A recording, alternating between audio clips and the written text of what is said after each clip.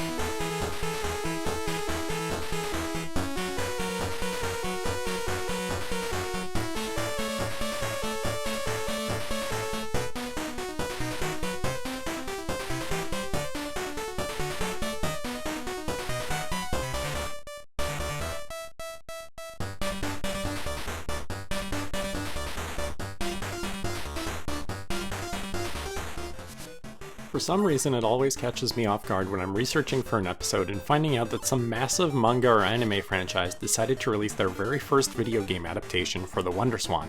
But when you think about it a little bit more, it really shouldn't. Hindsight is 2020, of course, but ultimately the franchises that took a chance on the unproven WonderSwan platform were likely themselves fairly new and unproven franchises at the time. While they may have managed to make it, the WonderSwan unfortunately didn't. But you know, there's success, and then there's best-selling fiction author in Japan success. This episode I'm taking a look at from TV animation One Piece, Mezase Kaizoku-ou, the first video game ever released for the One Piece franchise. It was released on July 19, 2000, developed by Soft Machine, and published by Bandai. One Piece is a manga by Oda Eiichiro, telling the story of Monkey D. Luffy and the Straw Hat Pirates. As a child, Luffy accidentally ate what's known as a devil fruit, a fruit that gives the person who eats it various superpowers. In Luffy's case, his body acquired the properties of rubber, allowing him to manipulate how his body parts stretch and bounce, which gives him a unique edge whenever he has to fight. Unfortunately, that also left him unable to swim, and when Luffy was saved by the pirate Shanks from being eaten by a sea monster and given his signature straw hat, he promised to someday become a great pirate, find Shanks, and return his hat to him. Once Luffy got a bit older, he actually set out to leave his home village and find the mythical treasure One Piece and become king of the pirates, gradually building up a crew of colorful characters and upgrading from a lowly fishing boat to a proper pirate ship. Most of you probably knew all of that already, because One Piece is the best-selling manga series in history and has broken way too many records to list in this video without drawing it out. The manga was first published in Shonen Jump in July of 1997 and was quickly picked up by Toei Animation for an anime adaptation, which started airing in October of 1999 and is ongoing to this day. One Piece is an incredibly daunting piece of media to get into. One of the more frequent comparisons I've heard recently is with Final Fantasy XIV, as both are long-running media projects which plant some unsuspecting seeds into their viewers' or players' minds early on, only to have them pay off massive dividends years later. These types of works reward people who absorb this stuff like a sponge and stick with it, but it also makes the barrier of entry seem absolutely massive. With 109 manga volumes and 1,115 anime episodes, there's a lot to catch up on if you want to enjoy it to the fullest. One Piece really started to take off in Western online anime forums around the time that it became possible for me to have broadband and download anime without too much issue, but I can't say it looked that appealing to me at the time because I was never really much of a shonen anime fan. Last summer I noticed that this One Piece video was coming up and decided to start watching the anime via the One Piece re-edit. One Piece is exceptionally well done and re-edits the anime to match the pacing and content of the manga, excising any TV-only filler content. By the time I had rolled credits on the first episode, I felt really dumb for not having watched One Piece earlier. While I certainly haven't watched as much of the show as I would have liked over the last year, I finally understand how this grew to be such a huge franchise, and I really do hope to find the time to watch more of it. Mezase Kaizoku-ou, which translates to Become the Pirate King, includes story chapters based on each of the major story arcs that had appeared in the manga at the time of the game's release.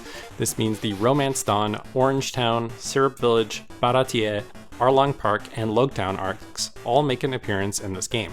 If you manage to get through all of those levels, you'll also unlock a 7th secret level based on One Piece the movie. Things were a bit more awkward if you were only keeping up with One Piece via its anime, as the Arlong Park arc had just started airing the week before the game's release, and the Logtown arc wouldn't begin airing on television until that October.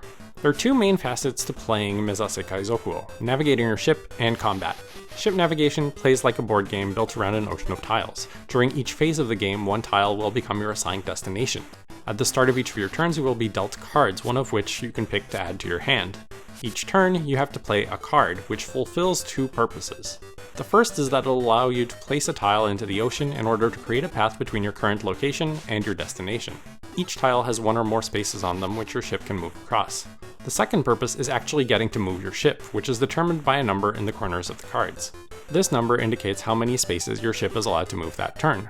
Complicating matters, while sometimes you'll be working towards getting to your destination on your own, you do occasionally have to race other pirate ships to your destination, and they can also place tiles on the field which can mess up your planned route. As you move along that path to your destination, you may randomly be pulled into combat with other ships on the ocean. When these are major characters from the chapter you're playing, they'll be visible on the map, but there are also completely random encounters as you traverse the ocean which are not visible on the map. The combat system is like nothing I've seen in any other game. When you enter combat, you are sent off to an instance 3x3 tile map on which the combat takes place. Each turn you're asked to assign up to 3 crew members to 3 distinct lanes on the map in order for them to attack. You can also assign which 3 tiles from your hand you want placed onto the middle row of the board. In order for your crew members to successfully attack, you need those tiles to build a path that successfully connects your side of the board to your opponent's side of the board.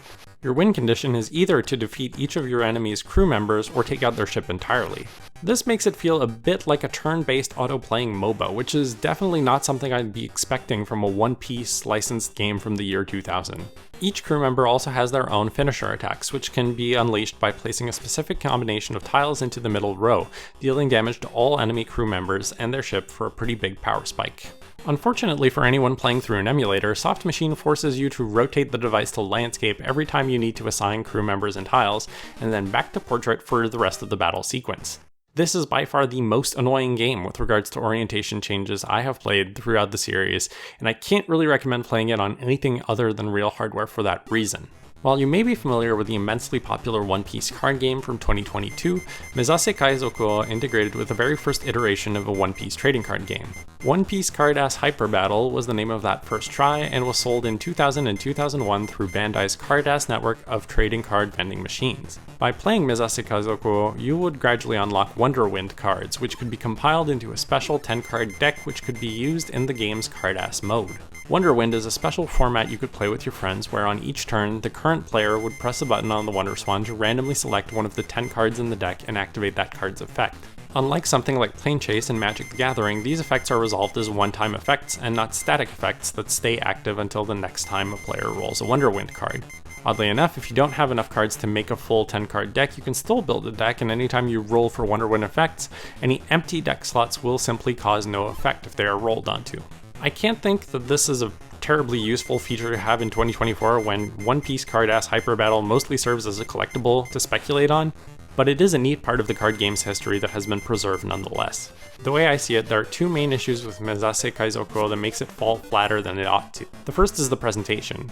One Piece, whether in its manga or anime forms, is incredibly visually expressive, and no matter how ridiculous any given situation is, Oda's art always manages to sell me on it and suspend my disbelief. And sure, I know this is a game on a constrained handheld system, so I shouldn't be expecting miracles here, but it just hurts to see story moments that hit hard in the anime or manga be boiled down to a single still and a bunch of dialogue boxes. Story moments in this game lack the reinforcement of visuals to pack the punch that they are meant to have, and that's just unfortunate.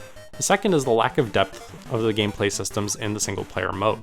The only evolution of combat occurs as you pick up your first 2 crew members to fill out your ship, otherwise the gameplay doesn't really evolve much after the first stage of the game, exposing just how basic and repetitive the game's systems really are. What makes this even weirder is that the multiplayer mode has cool ideas like Fog of War and special trap tiles you can deploy to mess with your opponents, which would have been really cool mechanics to introduce over the course of the story. Instead, all of that is relegated exclusively to multiplayer, making the game feel far less interesting than it could have been. This is the kind of game that could have been redeemed with a good sequel, but despite there being quite a few more One Piece games released on the WonderSwan color over the following years, this particular game concept was never revisited. Mezase Kaizoku-ou really is just an interesting experiment with squandered potential.